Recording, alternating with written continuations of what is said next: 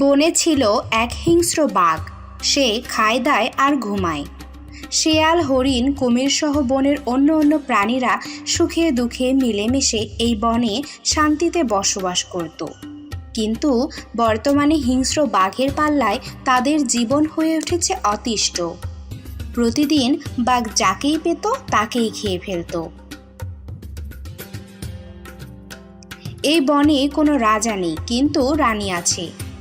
কিন্তু সেই রানীর এখন অনেক বয়স হয়েছে। এই বনের রানী হলো বুড়ি। আমরা যে বন নিয়ে কথা বলতেছি সেটার একসময় কোনো অস্তিত্ব ছিল না। এই বুড়ি ছোটবেলায় এই জায়গায় ঘর বাঁধে। এরপর তার ঘরের আশেপাশে সে গাছ লাগায়। সেই সময় বুড়ি ছিল অনেক সাহসী যুবতী। যেমনি ছিল তার রূপ, তেমনি ছিল তার তেজ। বলা যায় যে তার হাত ধরে এই বন জঙ্গল গড়ে ওঠে। দিনের পর দিন অনেক গাছপালা দিয়ে ভরে যায়। অনেক পশু পাখির থাকার জায়গা হয়ে ওঠে এই বনকে ঘিরে। সব পশু পাখি এই বনের রানীকে ভয় করে চলত। সময়ের স্রোতে সেই রানী এখন বুড়ি হয়েছে। আগের মতো তেজ বা শক্তি কোনো কিছুই নেই তার। তাই পশু পাখিরা যার যার মতো করে এই বনে চলাফেরা করে। বনের রানী ছিল অনেক কঠোর, রাগী কিন্তু ভালো মনের। প্রতিদিন একটা না একটা নালিশ আসতই তার কানে। রানী বেগম, ও রানী বেগম, এদিকে একটু আসেন। দেখেন এ কি হয়ে গেল আমার। কে কে এখানে?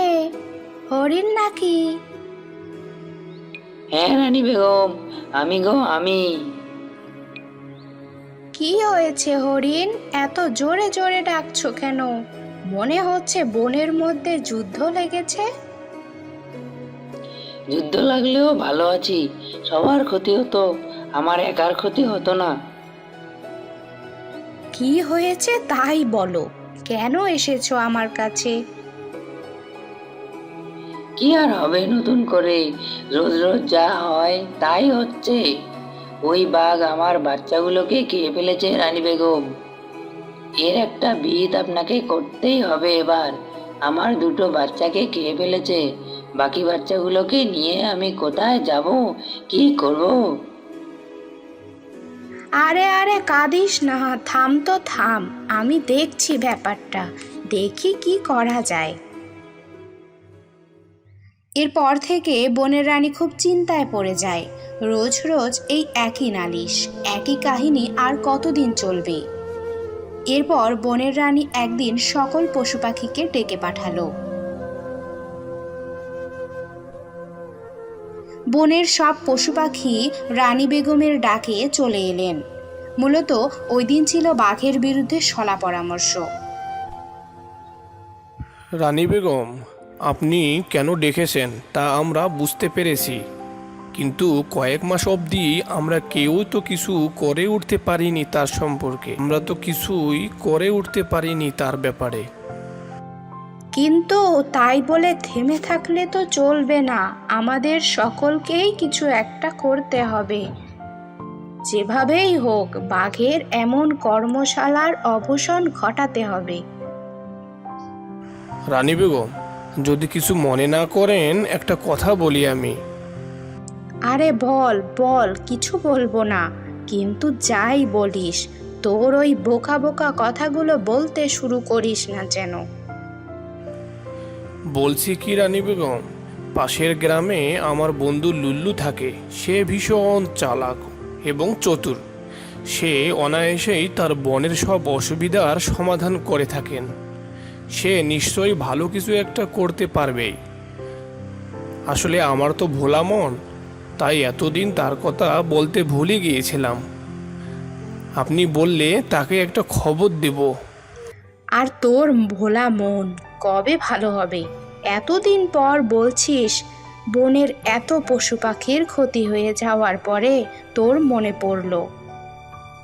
বন প্রায় শূন্য হতে চলেছে, আর তুই এখন এ কথা শোনাচ্ছিস? দ্রুত খবর দে তোর ওই বন্ধুকে। যদি সে বনের এই পশু পাখির জন্য কিছু একটা করতে পারে। এরপর পাশের বনের সেই শেয়ালের বন্ধু লুল্লুকে খবর পাঠানো হয়। সেই লুল্লু বনে এসে বনের সকল সমস্যার ঘটনা শুনে, বাঘের কৃতকর্ম শোনে। বাঘের এমন হিংস্র ঘটনা শুনে লুল্লুও চিন্তিত হয়ে যায়। এত সুন্দর বনে এত বড় মনের রানীমা থাকতেও বাঘ এমনটা কিভাবে করে? তোমরা চিন্তা করো না, আমি এর একটা বিহিত করবই। এরপর লুল্লু বের হয় বাঘের গুহার উদ্দেশ্যে। বাঘের গুহায় যেতে যেতে লুল্লু ভাবতে থাকে কিভাবে বনের পশু পাখিদের বাঘের অত্যাচার থেকে বাঁচানো যায়। বাঘমশাই, ও বাঘমশাই, কে রে?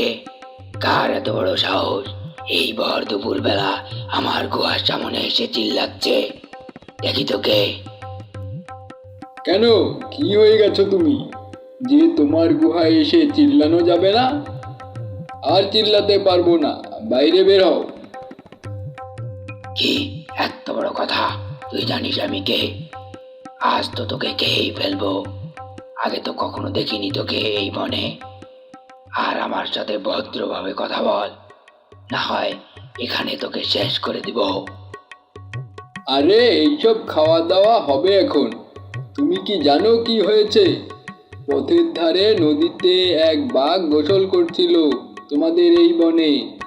আমাকে সময় জিজ্ঞেস করায় আমি তাকে বলছিলুম যে আমি এখন বাঘের রাজা বাঘমশাইয়ের কাছে যাচ্ছি। তোমার সাথে কথা বলার মতো আমার সময় নেই। শুনে কি বললো জানো?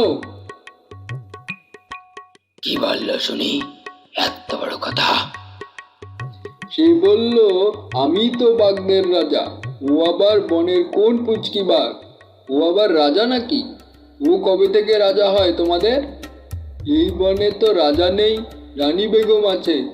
রানী বেগমের পরে আমি হব এই বনের রাজা। এই দেখো আমার কি রেশ আর হিংস্র চেহারা। আমাকে দেখলে সবাই মুখ তুলে তাকাতে পারে না। আমার সামনে কেউ জোরে কথা বলতে পারে না। আর ওকে চলুন বাঘমশাই, চলুন তার কাছে যাই। এখনই চল তার কাছে। তবে হ্যাঁ, যদি ওখানে গিয়ে বুঝতে পারি যে তুমি আমাকে মিথ্যে বলেছ, তাহলে তোকে তো জ্যান্ত খেয়ে ফেলবো। আরে না না, আপনি আগে চলুন তো। এরপর লুলু মনে মনে ভাবতে থাকে, আগে চল তো তুই সেই জায়গায়, বোকা বাঘ। তারপর দেখবি তুই নিজের ফাঁদে নিজেই পড়েছিস। অনেক কাহিনী করেছিস, তোর মরার সময় হয়ে গেছে। এরপর বাঘ ও লুল্লু যায় নদীর ধারে। এই যে বাঘ মামা, দেখো দেখো, এই সেই বাঘ। এরপর বাঘ রেগে যে যে অঙ্গভঙ্গি করে তা দেখে ওই বাঘও সেই একই অঙ্গভঙ্গি করে। বাঘ তাকে মারতে গেলে সে বাঘকে মারতে আসে। বাঘ তাকে চোখ বড় বড় করে তাকালে সেই বাঘও চোখ বড় বড় করে বাঘের দিকে তাকায়। আসলে লুল্লু মূলত বাঘকে তার নিজের চেহারার প্রতিকৃতি দেখায় নদীর পানিতে, কিন্তু বোকা বাঘ সেই সব কিছু বুঝতে না পেরে রেগে অস্থির হয়ে পড়ে।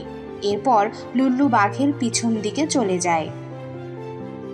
কিছুক্ষণ পর বাঘ তার প্রতিকৃতি মারতে গেলে সে নদীতে ডুবে যায়। এভাবে সে বনের পশু পাখিদের ক্ষতি করার জন্য উপযুক্ত শাস্তি পায়। এরপর রানী বেগম অনেক খুশি হয় লুল্লুর কাজে। রানী বেগম লুল্লুকে এই বনে থাকতে বলে। এই বনের একমাত্র রাজা বানায় তাকে।